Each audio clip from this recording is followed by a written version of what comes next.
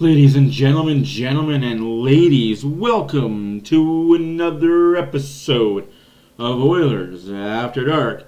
This is episode 153. Yes, I know you're sick of seeing me. Anyways, guys, this is the November preview video where I talk about all things Oilers that are happening in the month of November, the outcomes of which we want to see, why I feel like we're going to see it, the who to watch list, the call-up that everybody's talking about, and so much more. So without further ado, let's get into it.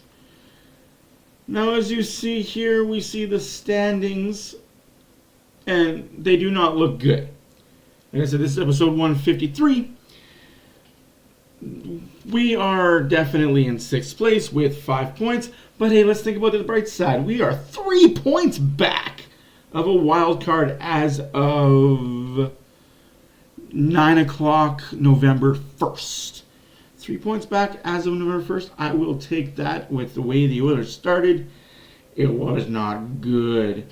Now, you're going to see a little question, a little ditty as of November. Brown gets paid. Yes, Brown will be paid because all his thing was 10 games. He plays 10 games, he gets guaranteed money on his contract. Now, let's discuss that. We'll discuss that later on at the end of the video. Gagner got called up. Now, yes, you do see Gagner as my player to watch. No, I'm not saying player to watch as in he's going to score a boatload of points. I'm saying he's going to add grit, fortitude, and everything else to that line. Now remember, I look at players that aren't necessarily going to put points up. Like I said, they may or may not score a ton. They may or may not produce a ton. But I see them doing other things. Hey, how's it going, people? Yes, you do see a poppy. I will be wearing a poppy on all live streams. This poppy doesn't leave my hat in November. Yes, please remember, this is November for Remembrance Day. As much as October was for Breast Cancer Awareness Month, November is for the awareness of our fallen soldiers who have died in the line of duty. It also goes to the men and women who have died as firefighters, police officers. Just remember the fallen. It's really not that hard. It's not a political statement. It's just, please remember the fallen. Let's get into this, shall we? Because that's why you're all here, right? You're not here to hear me talk about nonsense. We have a first game November 2nd against the Dallas Stars. Dallas are playing tonight. In fact, they beat them Calgary Flames 4-3. And they played Ottinger. Does Ottinger play tomorrow night? I don't think so. So I think the Oilers should win this game. We move on to November 4th where we play the daddy of them all, Nashville Predators. Does Nashville want revenge for the Who's Your Daddy game that Draisaitl laid on them? Absolutely. Are they going to get it? Not on Oilers home ice. Oilers go on a 3-game winning streak. And then we go to Vancouver November 6th. Boy, oh boy, do I want this game bad. I want this game. I will title this game Revenge Game. Yes, Revenge Game. Get some revenge on them Vancouver Canucks. We owe them one, right? They spanked us 2 games in a row. I think we got to put one on them. And November 6th in Vancouver is the time to do it. So that moves our winning streak up to 4 in a row because we are including the end of October where we did spank the Calgary Flames. It is what it is. They aren't a very good team, but hey, you still got to win those games. Then we move on to November 9th at San Jose. I love this. We don't get back-to-backs. We get some rest, but it's basically a game every other day. I'm okay with that because I like hockey and I like talking about the Oilers. So my voice may be shot by November 31st, but I'm okay with that. As long as you guys don't mind listening to me, I am good. So anyways, November 9th at San Jose. We know how bad the San Jose Sharks are. 1 point on the season so far as of right now. Yeah, you didn't hear me wrong. They have not won a game. A game? Won a game? No. Shambles that team is. So I'm expecting a win, make that 5 in a row. Now this is where I was iffy on the fence with the Seattle game. We are at Seattle to end the road trip. Yeah, it's a 3-game road trip in 6, 7, 8, 9, 10, 11, 12. We'll say 6 games, 6 days. I don't see it a pre problem, but hey, we're going to get that loss in Seattle. First loss of the month will be against Seattle Kraken. And remember, go check out the October review. I was dead wrong. Boy, was I dumb in October. Whew, that October monthly was not good to me. I thought they'd go 6 and 2. They went 1. Sorry, they went 2, 5 and 1. 2, 5 and 1. Not good, not good, not good. That's why I'm hoping for a bounce back November. Make it a November to remember. And if you've seen the movie V, good movie. November 13th, we move on to the New York Islanders in Edmonton. Now, this is another good team. A very stacked, upside team that plays well defensively. I'm seeing a loss in the category. Make that 2 losses in a row. But don't panic, Oilers fans. They'll get it back. It'll be okay. Because we play November 15th at home against them same Kraken we may have lost to on the 11th. Another payback game. We lose one, we win the next one. Moving on to November 18th. And this is where we start the East Coast trip. We hit Tampa, Florida, Carolina, Washington. Now, usually this trip smells disaster for the Oilers because, they don't travel out east and they don't like playing 5 o'clock games. But they don't have back-to-backs. Usually it's a back-to-back in Washington, Carolina, or Washington, Florida, or Washington, Tampa, or Tampa, Florida, or Florida, Carolina. It's usually a back-to-back somewhere in there. There isn't one this time around. Whew! We saved our back-to-backs for later in the year when we're dog-tired and we're in the dog days of March. I think our first real big back-to-backs are February. Like maybe there's one in January, but mostly February, March. Dog days of the winter. Anyways, we go into Tampa without Vasilevsky. Yes, they are a good team, but I still say the Oilers got a chance to win, as they do win. Also, if you see there, BW has the orange. I have the blue. I think they're going to have a better record. BW thinks they're going to go about 500, which is okay. Don't pump the tires too much. Don't pump the brakes a lot. We just going to say even keeled. I'm more optimistic, and I like to go balls to the wall, all out. As the first part of November rolls around, I had Dallas to win. BW had I had the Oilers to win. He has the Oilers to lose. Nashville, I had the Oilers to win. He has Nashville's to win. He has Vancouver to win over the Oilers. And then his first win for the Oilers is the San Jose game, which we both have. He has them beating them in Seattle. He has the Oilers going down to the Kraken City and winning, beating the Islanders, and then losing at home to Seattle. We've just kind of flipped those 2 games, but that's okay, right? Like, we're allowed to do that. We both have the Oilers beating Tampa. We both have the Oilers losing to Florida. Guys, don't sleep on them Panthers. They are not your brother's Panthers. They are not your papa's Panthers. They are not your grandpapa's Panthers. They are a good team, and they will be reckoned with in the Atlantic Division this year. Then we move on to Carolina. I don't see too highly of Carolina. He speaks the world of Carolina. He has his teams that are elite. Then he thinks they are one of them. Me, I think they're borderline okay. I have the Oilers winning. He has the Oilers losing. We go on to Washington on the 24th. And we both have the Oilers winning because, well, let's face it, with the Washington Capitals are not good anymore. They're mid. They're not even mid. They're subpar. The only goals Ovechkin's getting nowadays are power plays and empty netters, and unless the Oilers are stupid like they have been, like I said, watch the October review. I talked about the power play ineffectiveness. I talked about the shitty power penalty kill, although it was a good clip, but they just took way too many penalties. I talk about it all, and then we go into it in depth. So if you like long depth videos, then that is one to watch. This one will be a bit longer too, but I will try and make this under 20 minutes.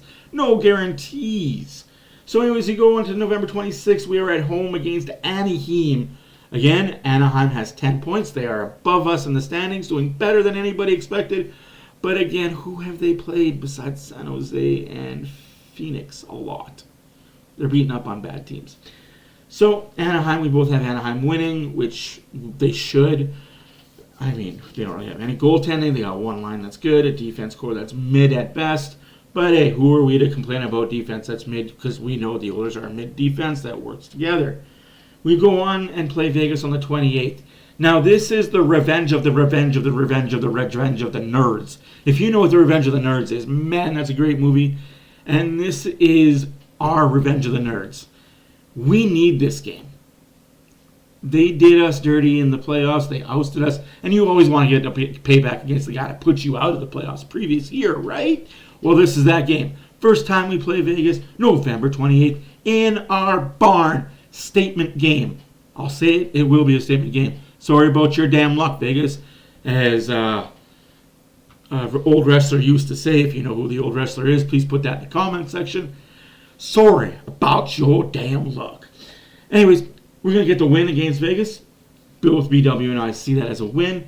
So that's a 3-game winning streak for me. So that's a 4-game winning streak for me. That's a 3-game winning streak for BW. And we end the month against Winnipeg. Now, Winnipeg is one of those teams that are good, if not better than good. And we do owe them one. I just don't see us getting that one in Winnipeg unless there's injuries that happen to them and we are fully healthy. And Hellebuyck has an off night. If Hellebuyck has an even off night, if he's not subpar Vezina winning Hellebuyck, Oilers got a chance. Now, I say the Oilers are going to lose that game. He says the Oilers are going to win that game. For him to have a 4-game win streak to end the month, and me just to end that winning streak. All in all, when all is said and done, BW has the Oilers going 8-6. I have the Oilers going 10-4. They could very well go 1-4. They could very well go 8-6. They could very well go 5-5, or whatever, however that math works. They could be a 500 team. They could go 5-5 in whatever the overtime lots are. I don't do losses in overtime because that just gets into the whole convoluted of why don't you believe your team can win in regulation. And anything can happen. Hey, if we get a point, we get a point. I'm all for those pity points early in the season. Anyways, we get down to the watch list. I have Kane, Hopkins, and Gagne. Like I said, hold your brakes, pump those tires. I have Gagne here not to score. Okay, I don't have him here to be elite. I have him here to help this bottom 6 solidify the grind, the hard work, the in-your-face, I'm going to put a stick up your asshole. Every time you touch the puck, you're going to know I'm there. The puck's in the corner, I'm there jabbing it in your face. The puck's in front of the net, I'm in front of the net trying to score a goal. I'm going to be the mucker. That is what Sam Gagne can bring, and I believe he's going to do that. Will he pot 1 or 2? Absolutely he could pot 1 or 2. Will he get 10 points in what? 14 games? No, I don't think he's going to point a game. I don't even think he's going to be half a point a game. I think he's capable of putting 1 or 2, maybe 5 points up, and that's okay. We have the goal scorers, McDavid, Draisaitl, Hopkins, Kane, Hyman, Browns, Holloways, McLeods. We got the goal scorers that can score the goals. We need a line that's either third or fourth line to keep the puck out of the net when those top guys aren't on the ice. And we weren't seeing enough of that early on in the season. Let's all be honest, right? Honesty is key in this channel, right? So, moving on, I went with the 3-guy first. So I'm going to go and jump to the 2-guy, Hopkins. Saying that we need offense. He is one guy that we need to see offense from. He's got his assists. Sure, okay, he's got his assists. But I want more. I want to see this guy be a point a game. I want to see this guy at the end of November. I want to put down by his name. Ryan Nugent Hopkins. Points, 14. Games played, 14. Plus minus, don't care about plus minus, right? We just care about goals, assists. Plus minus is garbage anyway. It's a stupid stat that nobody should care about.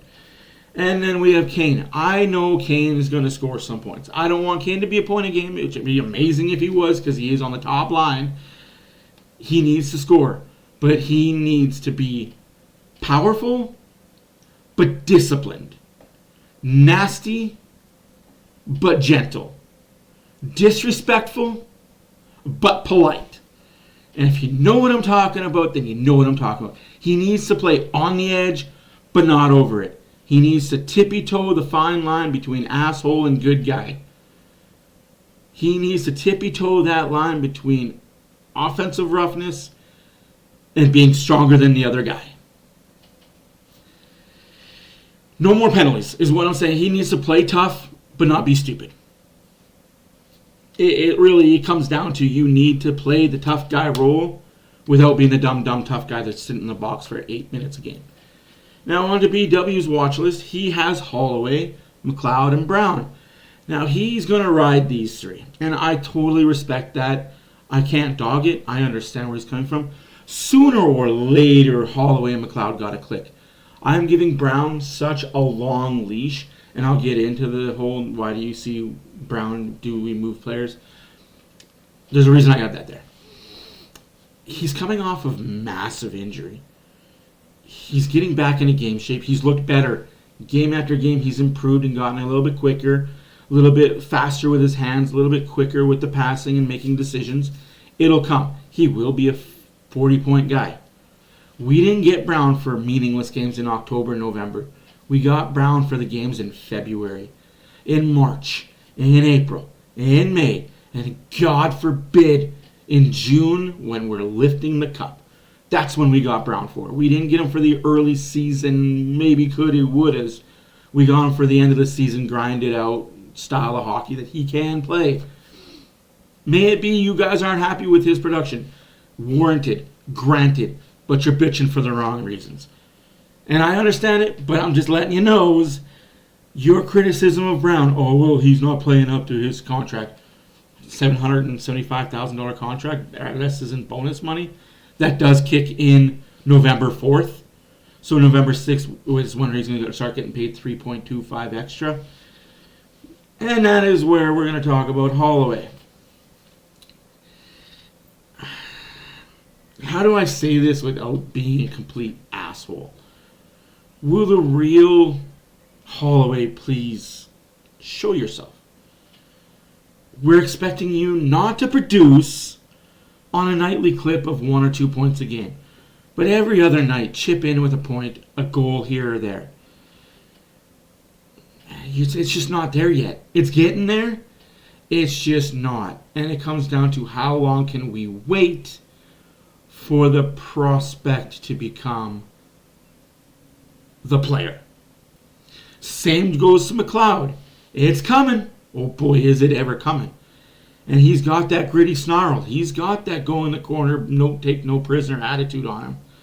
But now we need to see a little bit of upside production from him. And that is why I believe BW has him on the watch list. Watch for these two players to have breakout months.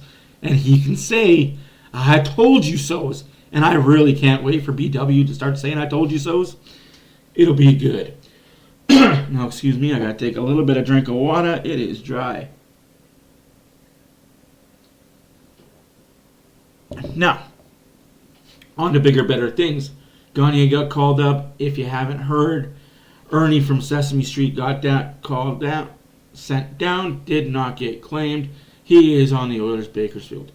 For whatever reason, he started off good, and then his game just started tailing. For good, for bad, for worse, for indifferent. It is what it is. It sucks. But, hey, we had Gagne. The Oilers could have went in many ways. Could have got Gagne and signed him. Could have just called up Pedersen. Could have called up Lavoie. And to be completely 100% frank, the tank with you, I'm glad they didn't call up Lavoie. Let the kid simmer. Let the kid cook in the AHL. Let him rack up them points and that confidence until February when you might need another call-up, or March when you need a call-up. Let him do his thing in the AHL.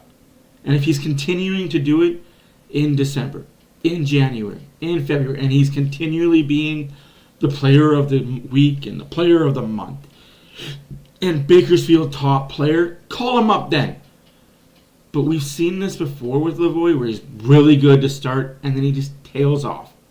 May it be an injury, confidence, whatever. Let the kid cook in the AHL for a couple months, and then call him up. Because once you call him up, you're not going to send him down. Because if you send him down, he's getting claimed, and we won't have him. Just my 2 cents. Wait up on Lavoie. He'll be fine in the AHL. He'll do his thing, continue to produce at a clip that we all love to see. Congratulations, Bakersfield. We'll do a video a couple weeks from now on the Bakersfield Condors. So, for now, Gagne got called up. Welcome back. Third time's a charm for Gagne. Will it be the cup for him? Let's all hope and pray. Now, Brown gets paid. Do players have to be moved to make money work? The reason why I say that is because the Oilers will be $3.25 million over the cap when all is said and done at the end of the year, which will be penalized if they carry that cap hit onto next season's salary, which means we'll have $3.5 million less to work with next season. Now, that said, unless contracts get moved out, like a Fogle contract, like a Broberg contract, a CC, a Kulak, and all that, yes, absolutely can be addressed at the trade deadline, which is good. But do you want to wait that long knowing that this money is going to accumulate and be that hang over your head type situation? So no, Brown is not going to get put on waivers. For all those people, well, instead of paying him, just put him on waivers. That is dumb. That is a non-negotiable unless you never want to see a free agent sign here in Edmonton again. Unless it's an overhill player that's signing a PTO just to stay in the league. You will not get an elite free agent coming off his ELC and coming off his first contract that he signs and becomes a restricted free agent. As soon as unrestricted free agents hit the market and we do Brown, put him on waivers, they're going to look at that like, oh, they don't treat their free agencies. They don't treat their free agents very nice. Keep Brown. What's the worst that's going to happen? You're going to pay him. He's going to play. He's going to score goals. He may or may not produce. Keep him. You've put the money into him. Might as well keep him. But again, I see it as you put the money into him. He's going to strike. Sooner or later, you keep pushing that lever on the slot machine. It's going to hit 777, light up jackpot, bang, bang, bang, bang, bang, bang. Here the coins fall. There you go. He's going to do well. I have no doubt in my mind he's going to do well. Now, like I said, we're looking at the standings for the Pacific Division. Vegas is running away with it early, as they always do, but don't expect that to keep. Vancouver's, again, doing way better than a lot of people, except for me, predicted. But they're Vancouver. You can only suck for so long before you strike it gold. LA is doing exactly what I thought LA would do. Anaheim is a surprising one to me. Anaheim and the Oilers are the two surprising ones for me. I didn't think the Oilers would be that bad in October. But October's over. The doom and gloom is done. Nothing but sunshines and rainbows as the weather gets colder. The Oilers get hotter. Calgary's right where I thought they would be, bottom of the Pacific. San Jose's right where I thought they'd be, bottom of the Pacific. If you don't believe me, go check out my year review, my year preview video. I pretty much said it would be Calgary, San Jose, Anaheim battling for the bottom of the Pacific. But don't take my word for it. Anyways, guys, this is Matt for Oilers After Dark. Please don't forget to subscribe. Leave a comment. What do you think the Oilers are going to do this month? Are they going to have a better month than October?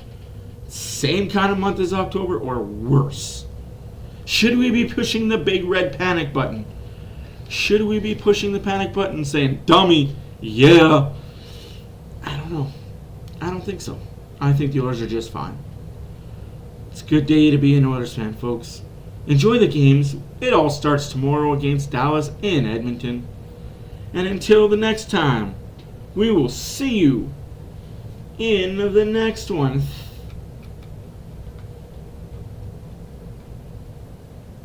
Oh no, where are you? Till the next time. We'll see you in the next one. Thank you for watching again. On everybody, on behalf of Oilers After Dark, my name is Matt. We are out.